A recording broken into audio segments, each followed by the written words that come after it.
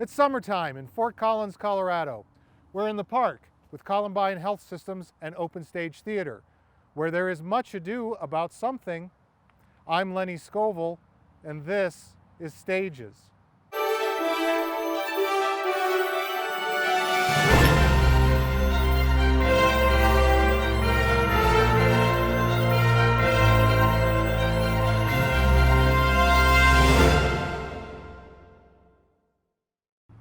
Welcome again to Stages. Today we are at the park, Columbine Health Systems here in Fort Collins for OpenStage Productions' current production of Much Ado About Nothing. Joining us today is the director, Judith Allen, Judy, Hi. and actors James Burns and Sydney Smith.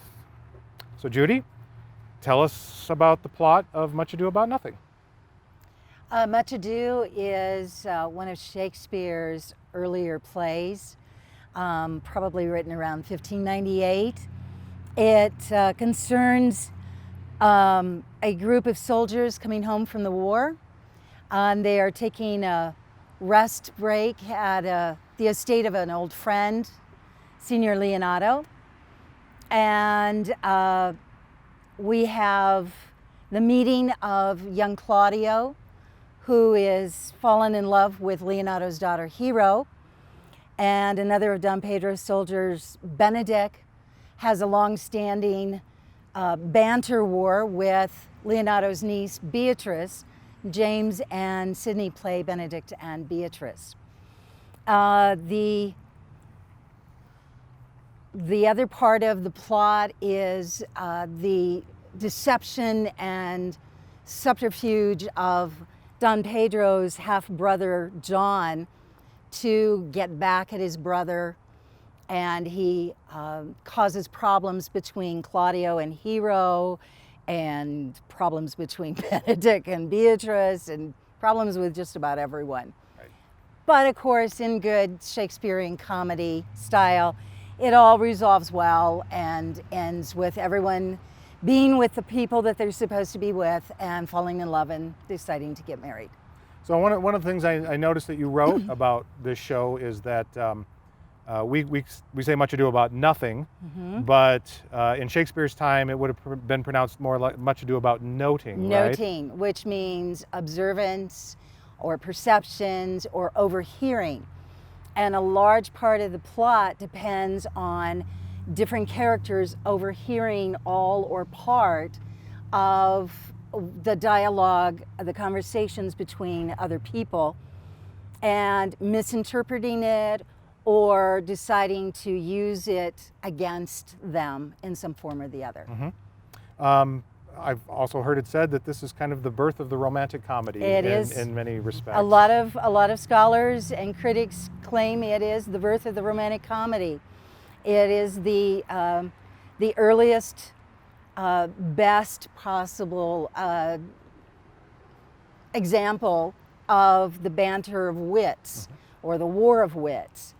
A lot of the screwball comedies that started in the late 30s and into the 40s and early 50s, even today, is based on the war of words between a woman and a man. Now I know that Much Ado is also unique in that it's mostly written in prose. It is. About 78%, I think, is what they tally it at. The only one that is actually written in a little bit more prose is a play that preceded it by 2 years, and that is Merry Wives of Windsor. And there's a lot of speculation as to why it was written in prose. The most common the most common thread that is held is that it was Shakespeare's attempt to normalize conversation between the classes, because most of his iambic pentameter, blank verse speeches that he wrote later dealt with the upper echelon, and then the rude mechanicals or the common people spoke in prose.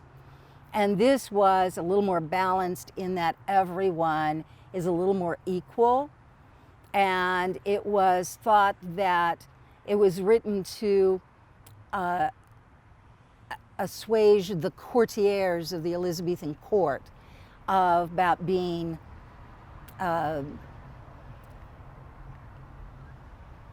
in good, what's the word I'm looking for? Oh my gosh, I'm falling apart on words. Classy. To have an attitude of feigned indifference in the way they spoke, and that's the reason it's written the way it is. Well, Sydney, tell us about Beatrice. How are you enjoying this show? I've wanted to play Beatrice since I was 19. So I am very excited to be playing Beatrice. I love her because although it is a romantic comedy, it does delve into some issues with gender and gender relations socially, and what kind of damage that can do. Right. And there's a pivotal scene in the show that, you know, every woman wants to be able to say at some point in her life. So I'm thrilled. And also, she's really funny and loud and opinionated and weird. Well, and it's interesting because, you know, there was no Me Too movement in Shakespeare's time that we're aware of, right?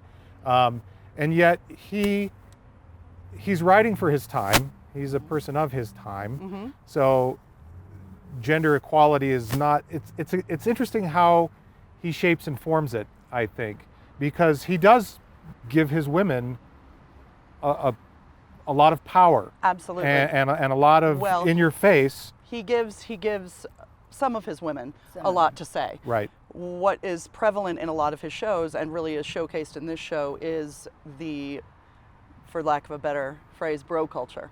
In that all of these guys are totally together, and even though one of them is known to be a liar and somebody not to be trusted, the minute he says something about a woman, they're like, oh, of course, we're going to believe you. Right. Right. So, and that is, you know, problematic even today. Right.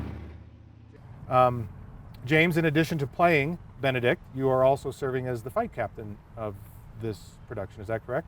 Yeah, it is. How much fighting takes place in the show? There's a couple of spots that absolutely require some direction. This is light for a load.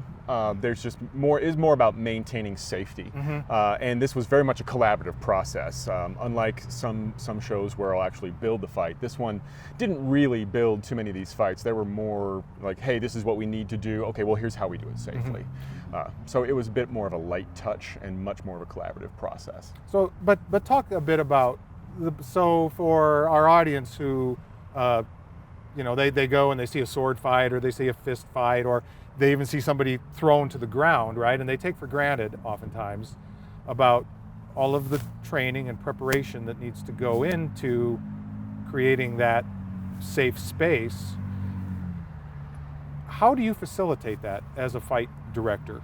I love to get the ideas from the actors, because an actor who comes up with his own idea is way more invested in that idea, and it's really more about what effect are we trying to achieve. So what kind of story do we want to tell? So we'll start there. That's the jumping off point. What do we want to achieve? And then how do we go about that safely to deliver a fight that is both safe and exciting? Because you don't want safe and boring, and you sure don't want exciting and unsafe. Right. So we want something that looks right. So the way that I like to do it is, you know, most human beings have a fight or flight response, and that absolutely translates to when you're on the stage. It's one thing to do it separated, you know, in the rehearsal space, but once you're in the moment in front of people, your adrenaline kicks up, and I'm no different than that. I know that that is a thing. So with that in mind, we start very, very slowly. We break it down into dance steps, and I always use language that is more evocative of dance than of fighting. Because people will get into a violent state and they'll just kind of just freak out and kick it up a notch. So when you break it down into more of steps to be followed in choreography, people calm down and they realize that this is not violent at all. It's more of a form of communication, and it's more a form of movement. And then we start to shape it. And I even, you know, the one that shows up that we did the most work on in this would be there's a fight with a broom. You know, broom has to make contact with an actor, and then there's 3 strikes, and you know, how do we go about making the actor who's wielding that broom a lot more comfortable doing those actions? And I said, hey, we're going to start this. It's going to look real hokey, and the director at some point is going to say, this looks hokey, and that's fine. We just want to step it up. So we just took it in small bites, started early. Judy was smart enough to say, hey, this is what we want to do. Let's start now at the earliest possible time to give us the most time that we can to feel comfortable. And working with that actor and saying this is all about building up muscle memory.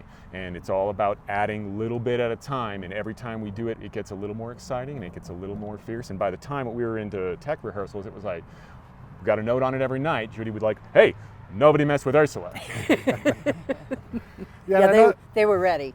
The other important part of all of that too, I understand, is that it's not like the action stops and a fight breaks out, right? You've got to find all of those acting values, which is another reason why when you speak of it being choreographed like a dance, to me that's evocative also of it's a continuation of the story, right? It's not an adjunct to the story. Right, it's like a song in a musical, right? These are high points of emotion and you either have to fight or sing. So Judy, you've set this in post-World War II? Post-World War II, yes. The choice? Why? There's a couple of reasons. Some practical and some artistic. The practical is that I took pity on my actors and didn't want them parading around in 90+ degree heat in heavy brocade layered Elizabethan garb. That's really awful. Then I looked at the script, what the story is telling us. And they're talking to us. And the story tells us that this is set anytime after a war, after a skirmish. Well, this play is 400 years old. There's lots of wars. So I was trying to come up with an artistic choice that spoke to me. And I thought, why not the 40s? The biggest, World War II, is one of the biggest wars that we had, that it inflicted lots of devastation and hardship on the entire world. And yet, interestingly, because I was thinking about what wars, how would it feel like if you set this play after soldiers coming back from Afghanistan, right? That's not going to give you the right vibe. Oddly, World War II is kind of like the last romantic war. Possibly, yes. Yeah. There is a certain mystique to it. And the clothes were so much better. And there's artistically, it spoke to me for style, for music, for attitude, and all of that, because of the romantic comedies that came out in the late 30s and during the 40s and early 50s, which I grew up with. That's what I watched every Saturday afternoon. So there was all of that tying into it. I mean, I played around with putting it after World War I. We've done it before. OpenStage has done it before. We did it in the Crimean War.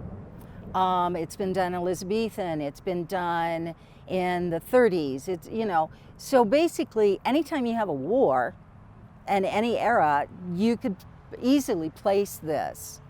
And it will still speak to the same strengths that are the bonding of the soldiers, the wanting to come home and resume a normal life, the role of women taking care of the home and the businesses and farms when the men are off fighting, and then being expected to go immediately back into the house and not have a say in anything. World War II was also the era where women went strongly into the workforce and were much less not dependent, much less willing to step back into the role of house. Right, they were empowered by. They were empowered, and they liked it, and it gave them a voice that has carried through now into our generation. Right. To me, it was the era where women, the suffragette movement was before, but the empowerment the empowerment of women, I think, started in the 40s. And the normalization of them in the workplace. Exactly. And Other than being housewife, teacher, or secretary. or nurse, right? Yeah. Yeah. And Beatrice is like sort of the perfect embodiment She of is. that modern woman, if you She will, is. the way that she banters. Very much so. Yeah. So we're in the park. You can hear because of the thunder and the lightning that are going on here. The audience comes, they set up their blankets, their chairs, they've got their wine, they're having their picnics. How is it playing out here? What are the challenges and what are the rewards of this environment for you, both of you as actors? Oh, yeah, speak on the challenges. The challenges you can hear throughout this interview. You have no control of the weather. You have no control over the traffic, emergency vehicles, loud radios, jerks, all sorts of things. I have to say that the audio system is superb this year. That was a challenge in past years that. Right. You're all mic'd, in other words. We're not mic'd. The floor mic. The floor is okay. mic'd. The But stage is mic'd. You can absolutely hear pretty clearly about what. So we get a lot more subtlety in this show than I have in years past, where it felt like I had to shout just to be heard in the back row. Don't feel like that this year. So it opens up a lot more subtlety for being outside, which is really thrilling. The crowd is always a lot more boisterous, right? They can sit out. It's a lot more comfortable. You're not in a hardback chair. You got your wine and your cheese, and you got your crew. So it's a much more festive attitude. There's a lot of fun things that I never would have realized in the rehearsal space. Being able to play in the tree, I knew that I'd be, hiding behind some things, but some great comic bits have arisen the last couple of days, just by the shape of the tree, just by the nature of where the hedge is, just on what we were able to, just the things that we had to do. Like, oh, now we're in the space. That really works well. Yeah. Very fun. Yeah, we tried to embody the park as part of the play, as part of the set. We're here, Right. we might as well use it. Exactly so. right. Create a new character Right. out of the environment. Well, and for the soliloquies in the show, I have a short one. James has several. I really enjoy the fact that, for soliloquy, you are actually speaking to the audience. To be able to see the people that you're talking to and make eye contact is a lot of fun for me. I really like that. Yeah, absolutely. What she said. Well, Judy Allen, James Burns, Sydney Smith, thank you for joining us this week on Stages. Thank you. Thank you. you.